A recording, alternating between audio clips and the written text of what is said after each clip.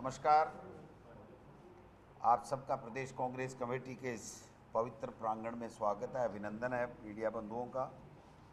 हमने आज से पूरे प्रदेश के अंदर संगठन बढ़ाओ और लोकतंत्र बचाओ अभियान चालू किया है, जो 1 महीने पूरे अप्रैल चलेगा।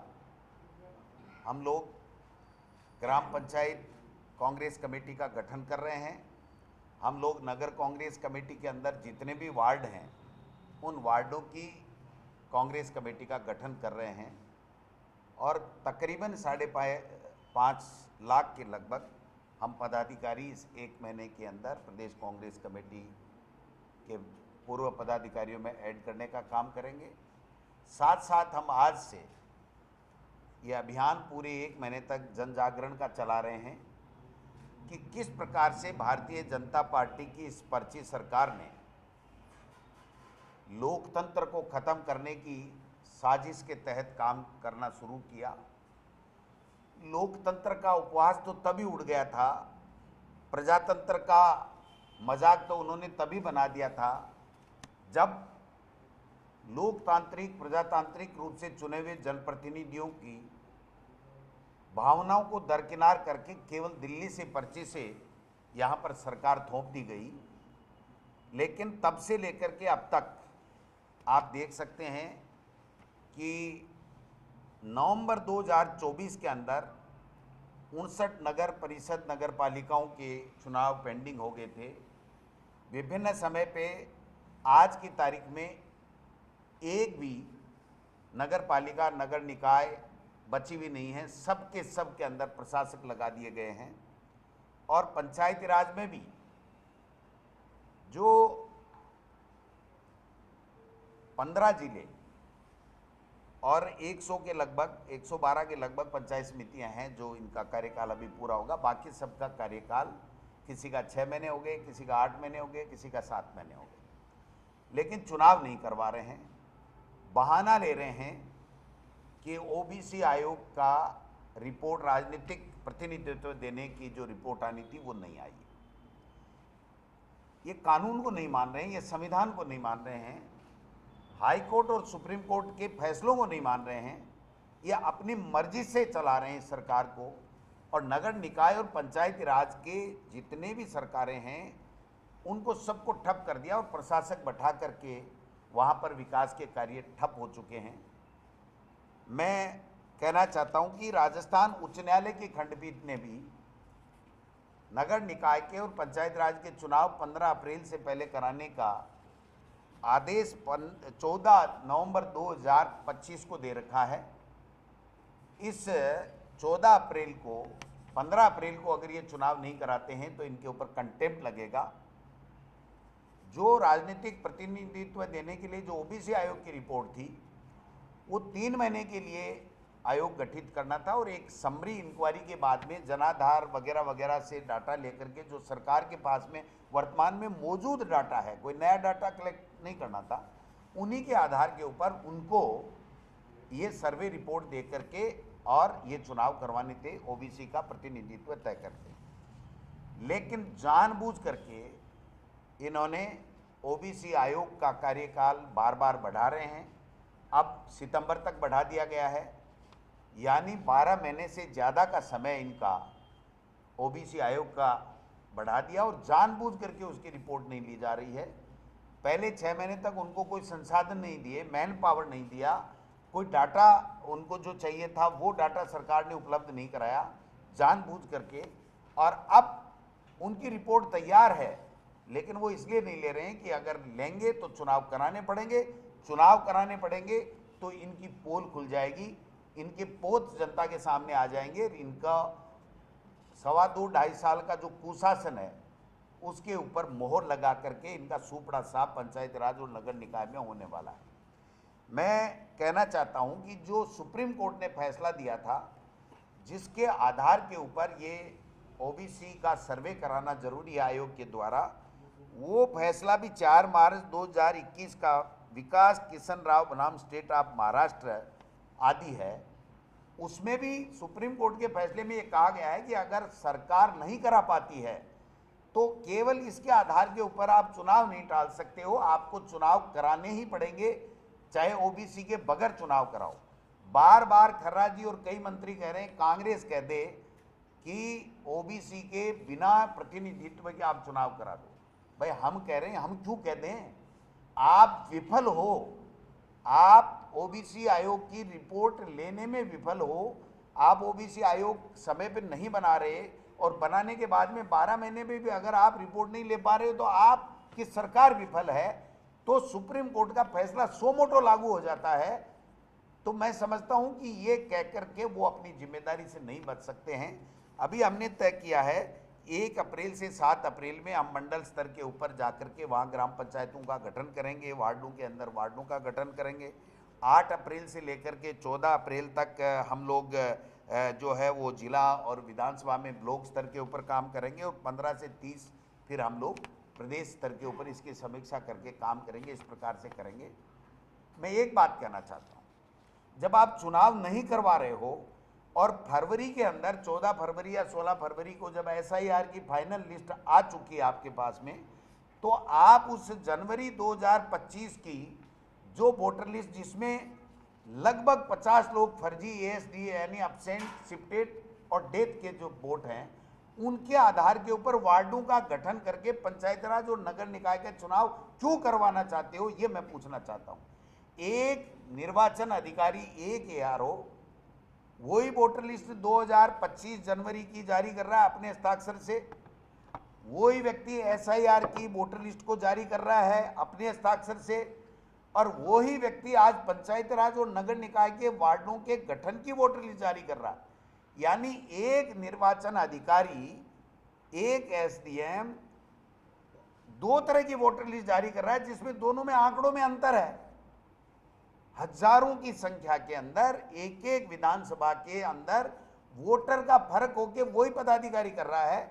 इसके ऊपर मैं कहना चाहता हूं, हम लोग राज्य निर्वाचन आयोग को 1-2 दिन में इसका ज्ञापन देंगे, राज्य निर्वाचन आयोग को, कि आप डबल माइंडेड नहीं हो सकते। आपके पास में जब नई वोटर लिस्ट आ गई तो आप पुरानी वोटर लिस्ट से चुनाव नहीं करा सकते, और उसके बाद में भी अगर इन्होंने नहीं मानी तो हम लोग राजस्थान उच्च न्यायालय का दरवाजा भी खटखटाएंगे कि एक निर्वाचन अधिकारी, एक ERO, एक अपने ही साइन से 2 तरह की वोटर लिस्ट जारी करके और जनता को गलत, और जो अब्सेंट है, शिफ्टेड है या डेथ हो गई, उनके वोटर लिस्ट में नाम रख करके वो वोटिंग कराना चाहता है, वो चुनाव कराना चाहता है, जो असंवैधानिक है, गलत है। इसलिए मैं कहना चाहता हूं कि दोनों तरीके से हम लोग काम करेंगे, हमारा संगठन भी बढ़ाएंगे और इनका खुल करके पूरे तरीके से जनता में इनको एक्सपोज करेंगे, इनकी पोल खोलेंगे कि ये असक्षम लोग हैं, यहाँ पर कोई निर्णय लेने वाला नहीं है, इनका कोई विजन नहीं है। 1900 करोड़ रुपए हमारे खत्म कर दिए साहब, केंद्र की सरकार ने खा गए। ये मुख्यमंत्री जी कहते हैं ना, मैं दिल्ली जाता हूँ, पैसे लेके आता हूँ। आप पैसे वैसे लेने नहीं जाते हो, आप तो धोख देने जाते हो कि मेरी कुर्सी सलामत रहे, मेरे कुछ मत कर देना, मेरा कोई दोष नहीं है, जो आप पर्ची भेजते हो उतना काम मैं करता हूँ, इसके अलावा तो आप मेरे से उम्मीद भी मत करना। तो अगर ला रहे हो तो आप पंचायत राज के 1900 करोड़ रुपए आपने खत्म क्यों किए, ये बताइए आप। आज राजस्थान के अंदर लोगों को गैस नहीं मिल रही है, महंगाई बढ़ रही है, लोग, हमारे जो लोग यहाँ के हिंदुस्तान के लोग जो खाड़ी देशों के अंदर हैं, उनकी जान माल की रक्षा नहीं हो पा रही है, वो इतने भयभीत हैं, इतने परेशान हैं, वहाँ पर उनके आने की व्यवस्था नहीं हो रही है, वहाँ पर उनके काम धंधे सारे बंद हो गए। यहाँ पर जो लोग कमाई के लिए इधर उधर बेचारे आए थे, उनको गैस का सिलेंडर नहीं मिलने की वजह से और अपना उद्योग जहाँ वो मजदूरी कर रहे थे वहाँ बंद होने की वजह से उनको अपने गाँव में जाना पड़ रहा है, वो बेरोजगार हो गए हैं और ये उपहास कर रहे हैं, चाहे जैसे बकवास कर रहे हैं, चाहे जैसे भाषण ठोक रहे हैं, जो जिसके मन में आए वो वैसे ही टोरे दे रहा है। अरे यहाँ पर ऐसे टप्पे देने के लिए आपको नहीं बनाया है। हाँ, मानते हैं कि असक्षम लोगों का चयन भारतीय जनता पार्टी के केंद्रीय नेतृत्व ने कर करके राजस्थान के हितों के साथ में क्रूर मजाक किया है इनके साथ में, लेकिन कम से कम इतनी वक्कल तो आप लगाओ कि आप चुनाव करा सको, लोगों की जान माल की रक्षा कर सको, लोगों को सिलेंडर।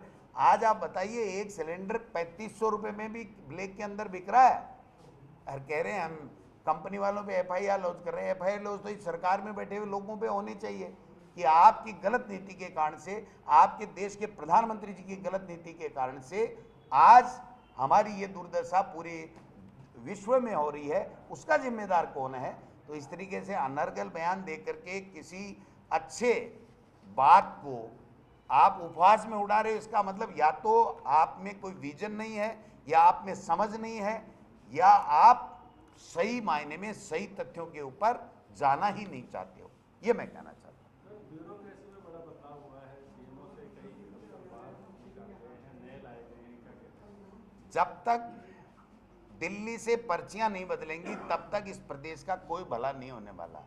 एक्स अफसर वाई जगह काम करेगा, वाई जेड की जगह काम करेगा, इससे क्या फर्क पड़ेगा? उनकी मानसिक जो स्थिति है, उन्हीं की जो मन स्थिति है, उनकी काम करने की कार्यशैली में परिवर्तन नहीं आ रहा है। आप जयपुर कलेक्टर को सीएमओ में बैठा दो, सीएमओ वाले को जयपुर में बैठा दो, तो इससे परिवर्तन क्या आ गया? आप बताओ, जनता के लिए क्या परिवर्तन आया, जनता के कामों के लिए क्या परिवर्तन आया? ये तो ठीक है, एक प्रशासनिक व्यवस्था है, कोई अधिकारी कहीं कोई काम कर रहा है, कोई अधिकारी कहीं कर रहा है, इसको आप मैं समझता हूं कि कोई प्रदेश का विकास मान रहे हैं क्या? ये कोई प्रदेश का विकास नहीं है। कोई अधिकारी कहीं काम करे, हमारे क्या फर्क पड़ता है? जनता काम करना पड़ेगा, जनता का काम नहीं करेगा तो जनता हिसाब बराबर कर देगी आने वाले समय में। तो मदन राठौड़ ने कहा है कि 75 साल के बाद जो है राजनीति वानप्रस्थ आश्रम हो जाना चाहिए, हालांकि उनका सारा अश्वगलत क्या कहना? हाँ, तो मोदी जी को समझना चाहिए, वो तो जाति भाई भी है जाति भाई भी है, और मदन जी को वो पसंद भी करते हैं, मोदी जी पसंद भी करते हैं, तो बड़े भाई को उन्होंने सलाह दी है तो उनको माननी चाहिए। मेरा तो ऐसा मानना है, मदन जी भले आदमी है तो उनको उनकी बात को गंभीरता से मोदी जी को लेना चाहिए। तो मदन जी ने ये भी कहा कि बीजेपी संगठन ने यूसीसी की मांग प्रदेश सरकार के आगे रखी है, तो इसको आप कैसे? कौन सी प्रदेश सरकार? राजस्थान सरकार जो उनकी है, उसको कहा कि यूनिफॉर्म सिविल कोड राजस्थान में भी लागू करने के प्रयास किए। देखो भाई साहब, उसकी पर्ची दिल्ली में जाता है, जब मिलते हैं तो पर्ची दे देते हैं कि हिंदू मुस्लिम करना है तेरे को, नहीं तो तेरी दुकान बंद हो जाएगी।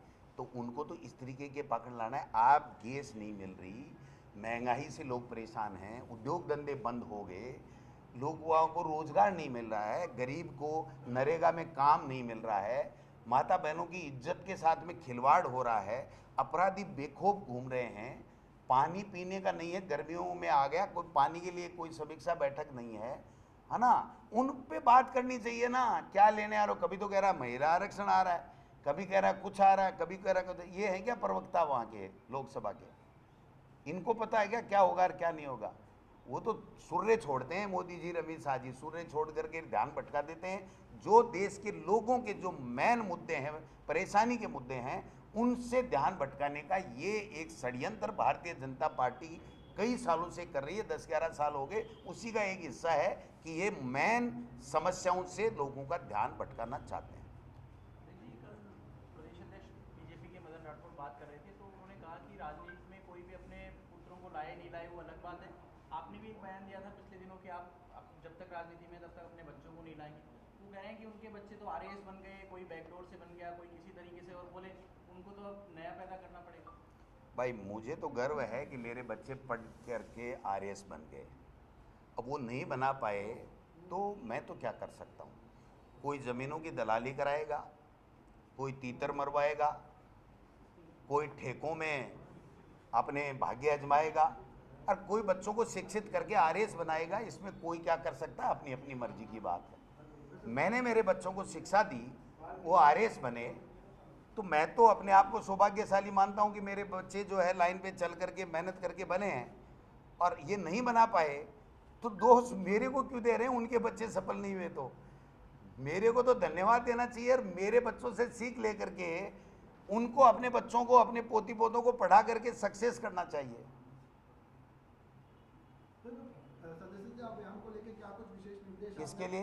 सदस्यता अभियान आज से आपका शुरू कर दिया ना? जी जी। तो उसको लेकर क्या कुछ आपका रणनीति रहेगी? थोड़ा सा देखिए, रणनीति यही है, ग्राम पंचायतों का इकाइयों का गठन, 21 आदमियों की कार्यकारिणी हमारी होगी, और वार्डों की भी 21 आदमियों की कार्यकारिणी होगी। तमाम वार्ड और तमाम 14,000 ग्राम पंचायतें और 11,000 के लगभग वार्ड हैं, उसमें हमारी कार्यकारिणी 1 महीने के अंदर अंदर बनेगी और हम लोग ये जो जनजागरण अभियान चला रहे हैं, पंचायत राज चुनाव और नगर निकाय चुनाव कराने में सरकार विफल रही है और पूरी सरकार जो है एक तरीके से पंगु बनी हुई है, कुछ भी नहीं कर पा रही है, लोगों की समस्याओं का समाधान नहीं कर पाई है। उसके ऊपर जनजागरण अभियान हमारा आज से शुरू और 1 महीने तक चलेगा। देखो, सुनीता गहलोत जी को भी शुभकामनाएं दे रहे हैं महिला आरक्षण से। मदन जी ने कल ये भी कहा कि सुनीता गहलोत जी को सामने आप लेके आए, गहलोत साहब महिला आरक्षण। अध जल गगरी छलकत जाए। ओछा आदमी ओछी बात करता है, सभ्य आदमी इस तरह की बात नहीं करता। मैं तो इस बीजेपी को एक सलाह देना चाहूँगा, आप बेशक हमारी बातों के ऊपर प्रेस कॉन्फ्रेंस करें, आपकी मर्जी है, आपका अधिकार भी है, आप कीजिए, लेकिन बात जो मुद्दे की कही जाए उसके ऊपर रहिए। उसको टरकाने से समस्या का समाधान नहीं होगा और आप बच नहीं पाओगे। जो अशोक गहलोत जी ने सवाल किया, उस सवाल के ऊपर जवाब देना चाहिए और उनको ये क्लियर करना चाहिए कि हमारे कोई भी मंत्री या मुख्यमंत्री का बेटा किसी भी इस तरह की गलत गतिविधियों में शामिल नहीं है, इतना सा कहना था उनको। और अगर कोई आपके संज्ञान में आए तो अशोक गहलोत साहब, आप हमारे सीनियर हैं, 3 बार के मुख्यमंत्री हैं, आप हमें बताइए, आपके पास कोई फीडबैक है तो हम उसको ठीक करेंगे। ये तो होता है अच्छी बात और अच्छा जवाब, और ये करना उनका बेटा हार गया, ये हार गया। ये मुख्यमंत्री जी 5000 वोट आए थे इनके, इतने बड़े जो पहलवान है ना, 5000 ही वोट आए थे, एमएलए का चुनाव लड़ा था और भरतपुर से लड़ते तो वही 5000 फिर आते। तो ऐसे इतना घमंड नहीं करना चाहिए, किसी भी व्यक्ति को इतनी बड़ी बात नहीं करनी चाहिए जो कल को खुद के गले में पड़ जाए, फिर निपटना मुश्किल हो जाए। इसलिए एक इतना सीनियर आदमी, 50 साल की राजनीति जिसने की है, अगर उन्होंने कोई, उनके पास में कोई फीडबैक आया, कोई बात की है, तो उनको उसको सहज भाव से लेकर के कहना चाहिए, साहब बिल्कुल ठीक बात है, हम ऐसा कोई हो रहा है तो हम लोग इसको कंट्रोल करेंगे। ये हर के लिए ही है। अगर मेरे बारे में भी कोई फीडबैक खराब आ रहा है, कहीं से भी आ रहा है, आपसे, मीडिया से आ रहा है, बीजेपी से आ रहा है या कोई मेरे मित्रों से आ रहा है, तो मेरे को उसको सहज भाव में लेना चाहिए, मेरे को सहज भाव में लेना चाहिए। और कितने दिन चलाएंगे ये इस तरह की गॉसिप कि वो पास हो गया, वो आरएस बना दिया। तुम भी बना लो ना, तुम में दम है तो।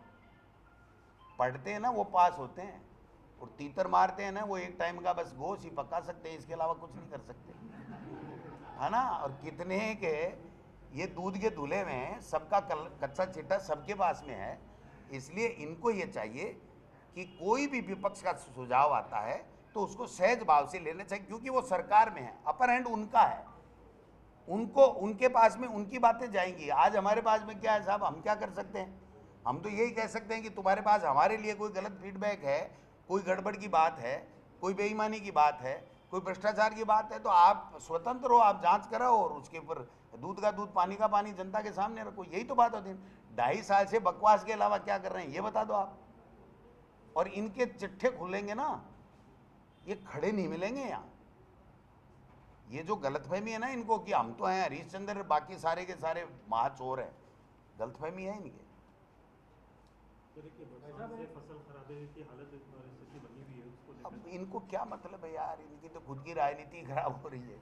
इनका तो कुंडा और का, वो मोदी जी मिल लेते हैं तो इनको सांस आता है, 15-20 दिन फिर निकाल देते हैं, है ना। ऑक्सीजन मिल जाता है, फिर मोदी जी नहीं मिलते हैं तो फिर वो हाँपने लग जाते हैं, फिर मोदी जी मिल जाते हैं तो फिर। तो आप बताओ कि पंचायती राज मंत्री कल परसों वहाँ गया रतनगढ़, अपने कोई निजी कार्यक्रम में, जाना भी चाहिए, अच्छी बात है। 11 अफसर, 3 सरपंचों को सस्पेंड कर दिया, सफाई नहीं हो रही है। 2 सरपंच बीजेपी के थे, 2 दिन बाद में वापस बहाल कर दिया। तो सस्पेंड करना गलत था या बहाल करना गलत है? पिपराली के ग्राम सेवकों और अधिकारी को सस्पेंड करने के लिए फाइल चलाई, बीजेपी ने कह दिया ये तो हमारे आदमी हैं, तो बीडीओ और एएन पिपराली पंचायत समिति का सस्पेंड नहीं हुआ, लक्ष्मणगढ़ का हो गया। अरे लक्ष्मणगढ़ को तो खाली कर दो आप, टीचर्स में खाली कर ही दिया, बीडीओ को सस्पेंड कर ही दिया, एएन को सस्पेंड कर ही दिया, ग्राम विकास अधिकारी को सस्पेंड कर ही दिया, एडिशनल बीओ को खरीद दिया, मैं उनके काका जी से सस्पेंड होने वाला हूं नहीं, मेरा कुछ बिगाड़ नहीं सकते। तो ये कौन सी राजनीति है? आप लोग समीक्षा कीजिए कि कहाँ कितना बजट किसके लिए मिला और किसने सदुपयोग किया कि नहीं किया, इसकी समीक्षा स्टेट लेवल की जिले वाइज होनी चाहिए कि नहीं होनी चाहिए। ये कोई बात होता है कि जा रहे थे बरसात में पानी मिल गया थोड़ा सा भरा हुआ तो सस्पेंड कर दिया। सिविल लाइंस में क्या भरता ही नहीं। मैं क्या क्या बोलूँ तो यार ज़्यादा नहीं। हाँ हाँ, ये कचरा तो दिमाग का तो साफ करो, अपने खुद के दिमाग का तो साफ करो, फिर प्रदेश का कचरे की बात करो। बीजेपी बार-बार इल्जाम लगा रही है कि कांग्रेस ये अफवाह फैला रही है, पेट्रोल नहीं है, गैस नहीं है, इस कारण लाइन लग रही है कि पूरी आपूर्ति हमारे पास हो, कि कांग्रेस लगवा रही है लाइन। अच्छा, कांग्रेस के कहने से लाइन लग रही है तो छोड़ो ना सत्ता, कुर्सी छोड़ो, हम तो आना चाह रहे हैं भाई, तुमसे संभल नहीं रहा है, हम संभालेंगे। ये कोई बात होती है क्या? जनता परेशान है और उसकी परेशानी की बात विपक्ष प्रमुख की विपक्षी पार्टी होने के नाते हमें करना हमारा धर्म बनता है, हमारा फर्ज बनता है। वो बात हम लोग कर रहे हैं, अच्छी बात है।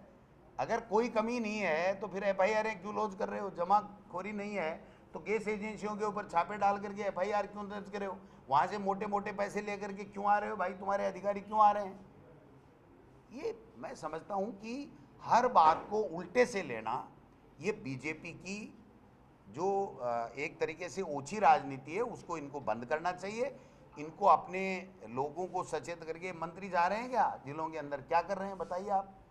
किसी जिले के अंदर है कोई बैठक हुई है आज की तारीख तक जिला के अंदर कलेक्टर की साथ में बैठ करके, अधिकारियों के साथ में बैठ करके?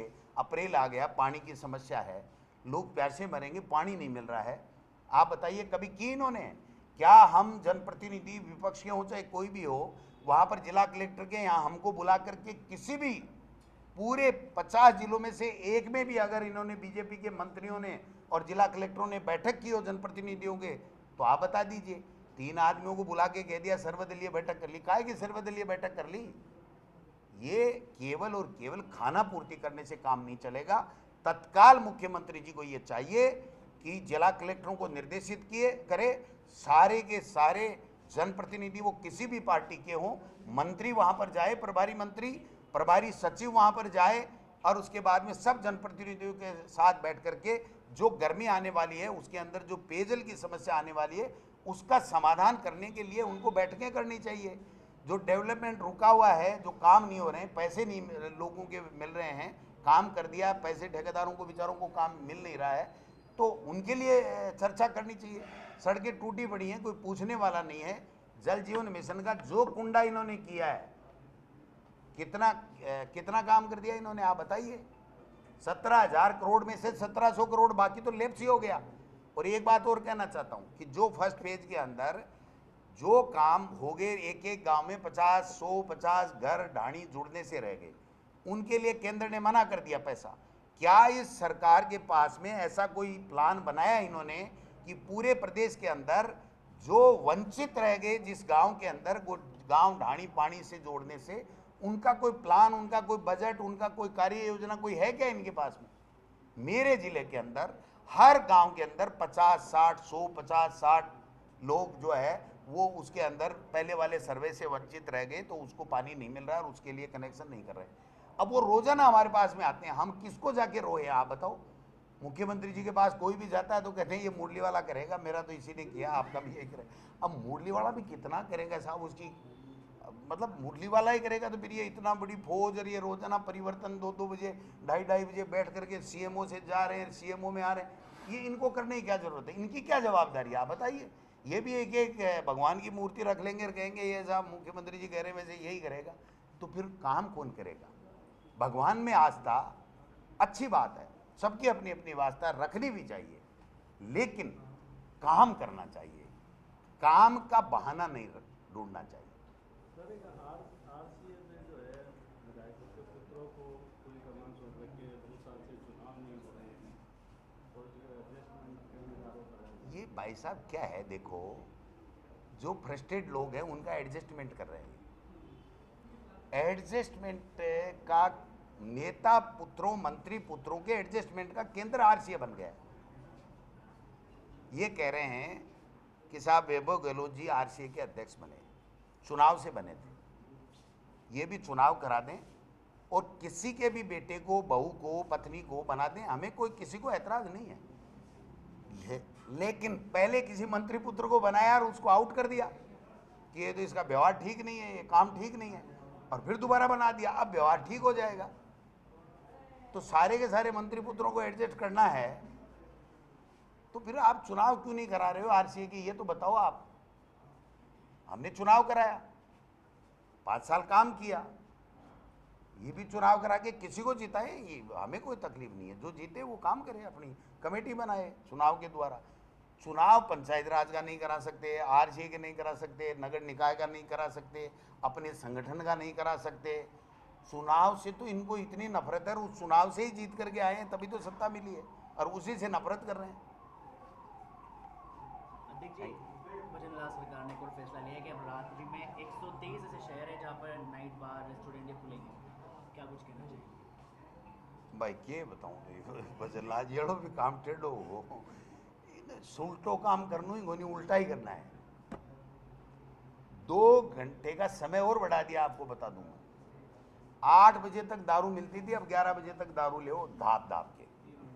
यही कर सकते हैं, और क्या कर सकते हैं। और फिर भी रेवेन्यू कलेक्शन में पिछड़ गए, फिर भी रेवेन्यू कलेक्शन में पिछड़ गए हैं। पूरा का पूरा अवैध खनन हो रहा है, नहीं तो सरकार के पास में कुछ आ रहा है, नहीं की बात बैकडोर से आ रहा था, मुझे पता नहीं।